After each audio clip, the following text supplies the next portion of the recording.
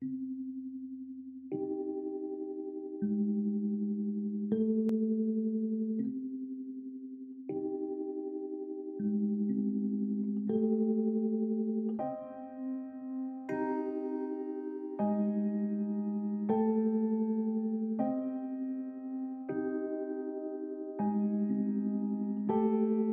what's going on, everybody? Welcome back to Geek-Stew, and today, guys, welcome back to another episode of Conspiracy Theories with Ike. That is right.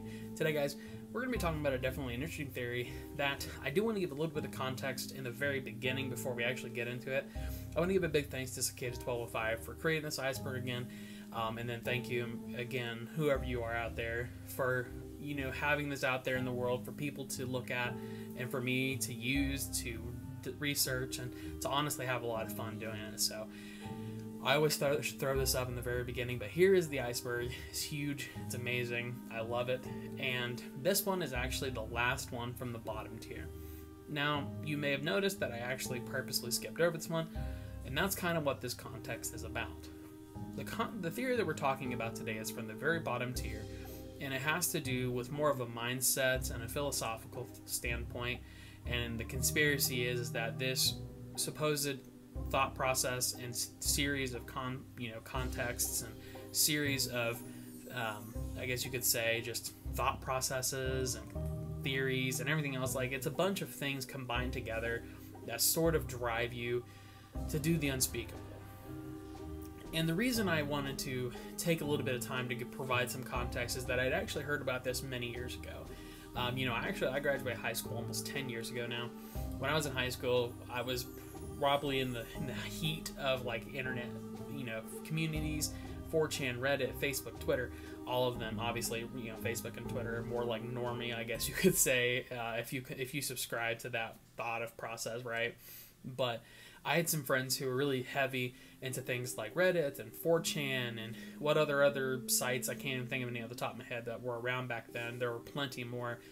And one of my good friends sort of experienced this, and he was the one that sort of brought this to my attention so many years ago.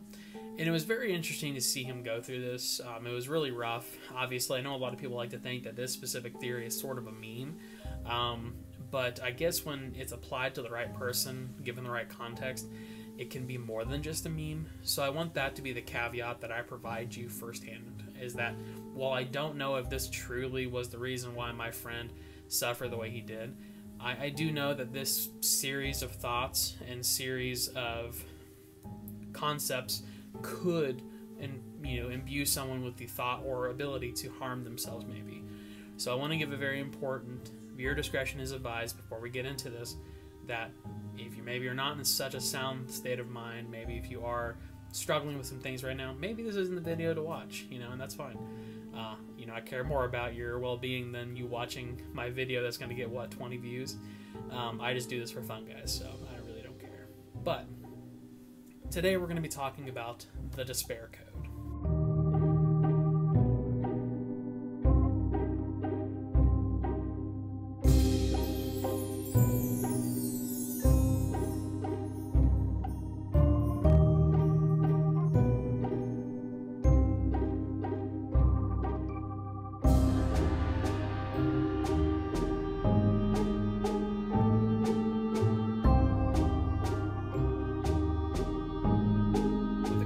Out of the way, we can actually just kind of go in and start to define the despair code. The despair code, in essence, is a series of thoughts and concepts that could drive someone to suicide. Basically, from my research, this code is composited of 4 things that ultimately evolve into what the actual despair code is. I want to give a very huge emphasis that this isn't necessarily like a hard, fast, proven concept at all. This is just something that sort of popped up as sort of like a meme, right? But even memes can have some basis in reality. The 4 concepts that we're going to talk about, while by themselves aren't inherently bad, could be bad to someone who is maybe not in the right thought process, maybe not in the right mindset, whatever the case may be. Giving someone these tools and this information and these concepts could hurt them more than help them in a situation in which they may already be compromised. So that's why I want to be very careful when we talk about this, because I don't know who I'm providing this information to, and I don't want this information to be provided to someone who maybe isn't in that thought process. take it from someone who obviously I struggle with the standard millennial, mental illnesses, the anxiety, the depression, and this didn't hurt me as much as it did kind of make me go down to a little bit of a dark hole a little bit. Nothing crazy, but it does make you think, and when you start to think, that's when things start to click into motion. But I don't match all of the stereotypical, categories that you would need to fit into to reach this. But maybe if you start recognizing the thoughts and the concepts, maybe it's time to click away from the video. That's all I'm saying. So we're going to talk about the 4 concepts that then will devolve into the 5th concept, which we would call the despair code. So let's start out with nihilism.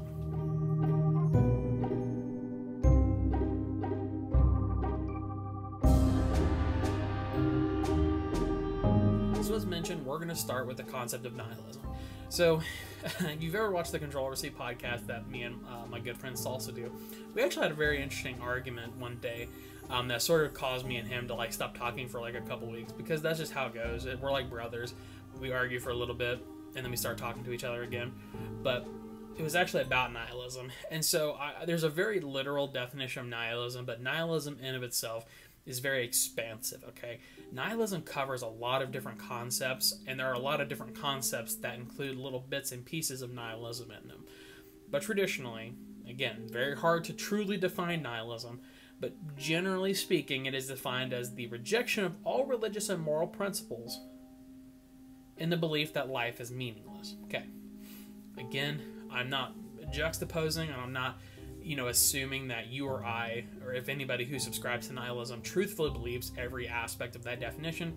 Definitions are very vague typically, and sometimes the definitions don't fully provide the context of the, philosophical belief. But it's important to understand sort of what nihilism is about, because it does come into factor a little bit later. But the main thing is that this person would subscribe to the thought process that A, life is meaningless, and that's essentially what they need to believe. Not to necessarily say that they want to commit suicide or self-harm or whatever the case may be, but they do have a thought process that life is meaningless. Again, this is not bad by itself. Generally speaking, nihilism is just a theory. It's not necessarily a theory, but it's a philosophical belief.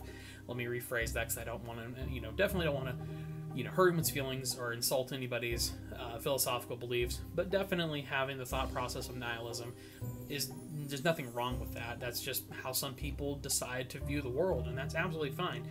But combined with other things, it could potentially lead down that pathway of the despair code. But it's not just nihilism. I would even go as far to say is that nihilism in this case doesn't really matter to the overall of the code. It's basically just the stepping stones to get to the other things in the code that would eventually evolve into the final concept that is the despair code. But the next thing that we need to talk about is being pessimistic.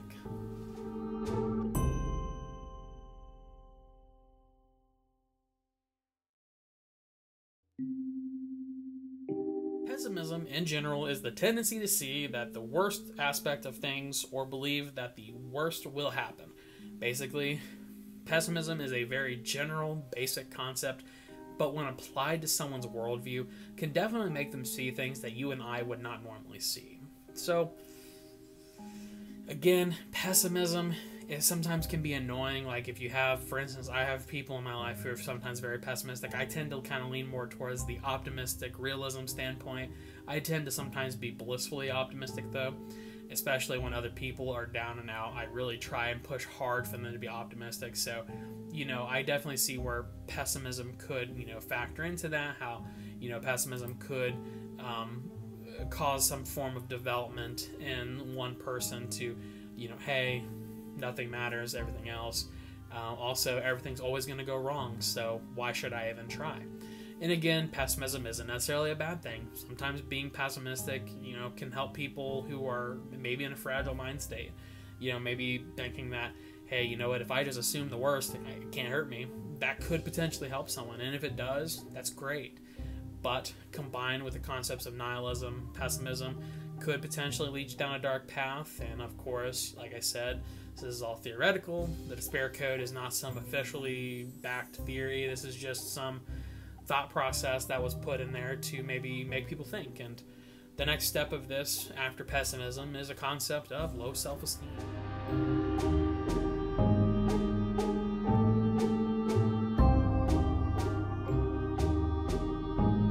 You're probably thinking, low self-esteem, what are we talking about here? Why does it even matter? I'm assuming most people know, again, what all of these concepts means.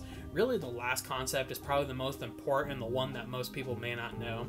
But nihilism, pessimism, low self-esteem. Low self-esteem, if you don't know, is low confidence in one's own worth or abilities. So you have very low confidence in your personal worth or your personal abilities. So, if somebody could have low self-esteem and say, hey, I'm not valuable, I'm not worth it, and self-esteem obviously kind of collaborates with a lot of other things in this case.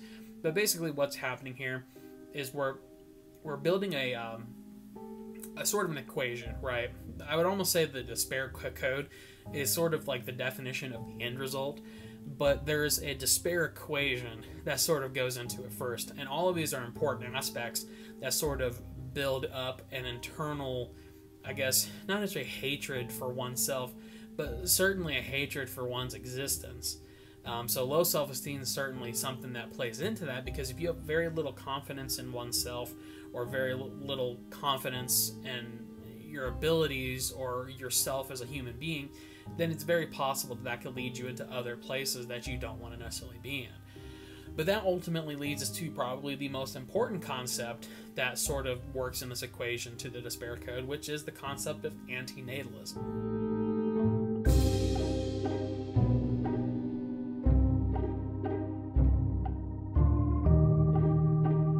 Anti-natalism is sort of a weird concept that I really had never heard of until just now.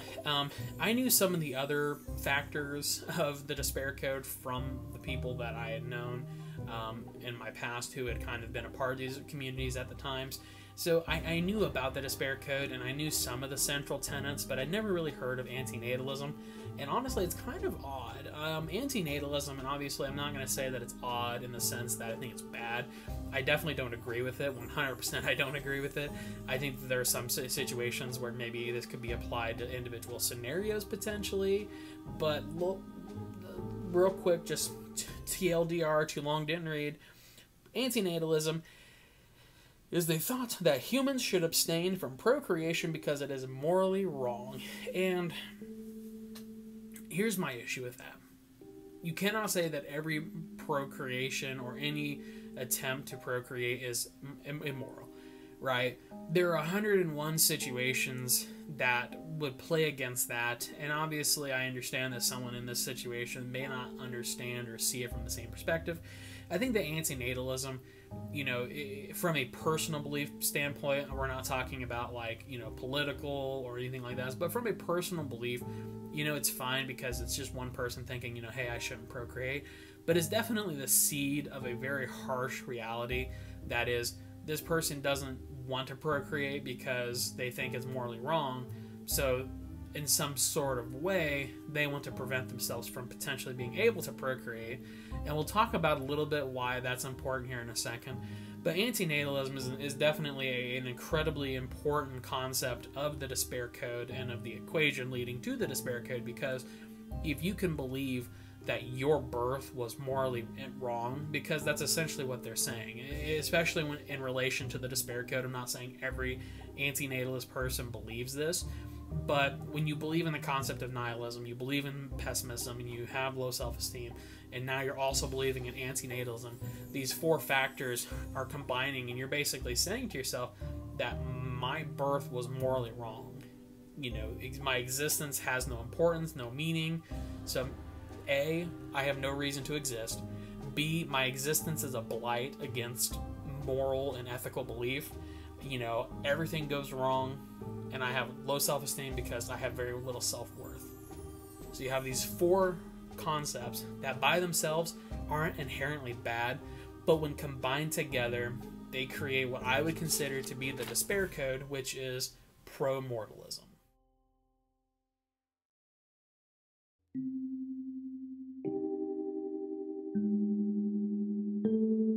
Alright, so buckle up. This is where the shit gets real, because pro-mortalism is incredibly dark when you start to think about it. because when somebody believes in this, there's basically only one way out.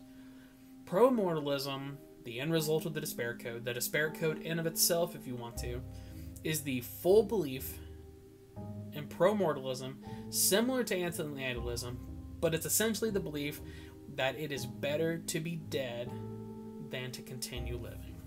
That it is better to die than continue with what you're doing right now, is essentially what pro-mortalism is.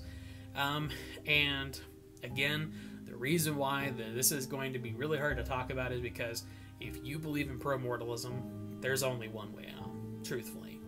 Because someone who is at this point where they have all of these contracting beliefs, all of these combining and just staggering beliefs down the system, down the ladder, if you will, top to bottom, right?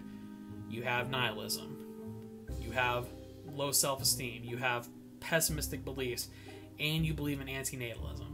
That is 4 concepts in of itself that is going to lead you to pro-mortalism. So now you believe in pro-mortalism because of your other 4 beliefs. But pro-mortalism is going to be the one that drives you to die. And that's the despair code.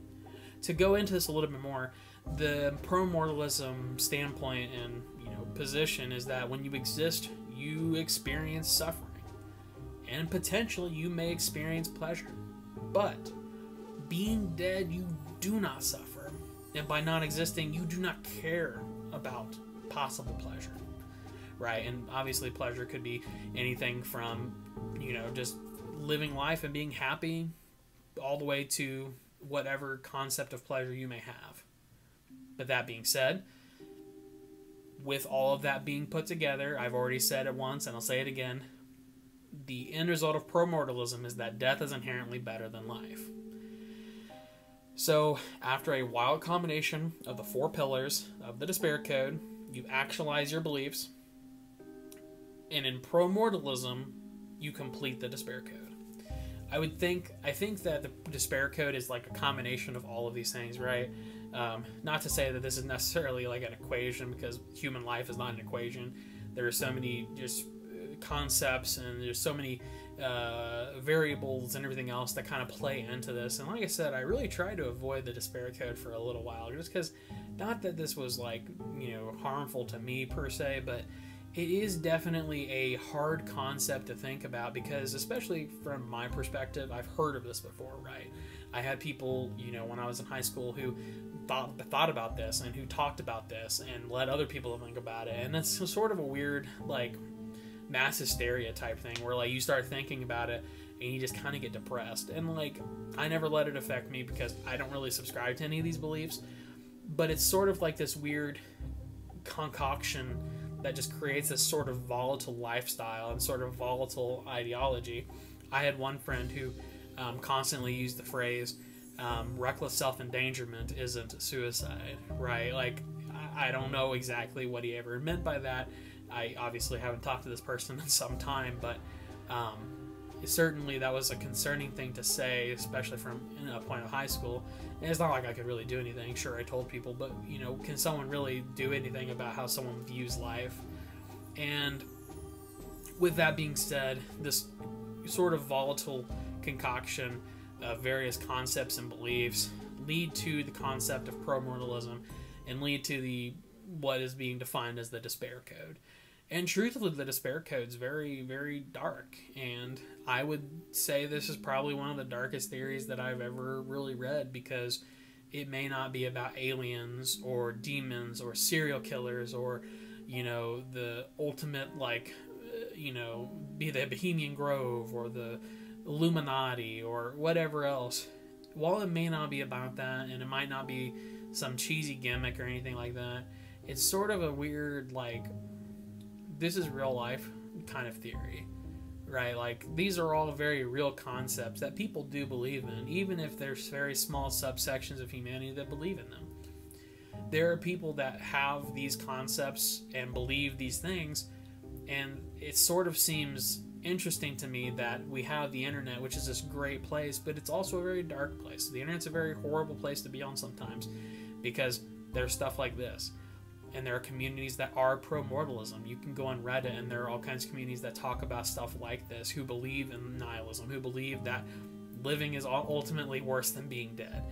And it's just, you put someone who's vulnerable and someone who maybe is not in a great position, you put someone into the internet, they start searching for things, and they're going to find answers. Whether those answers are good or bad is ultimately up to them and the people around them, but they'll find answers of some kind. And for some people, maybe the despair code was an answer. And that's why this, to me, is probably one of the darkest theories that I've ever talked about, because the despair code seems more realistic and ultimately seems more real and touches a little closer to home for people who may have experienced loss. And yeah, so we're going to end it there. I'm going to go into final thoughts, hopefully be a little more cheerful in final thoughts, but let's get back into it. Time for final thoughts on today's video.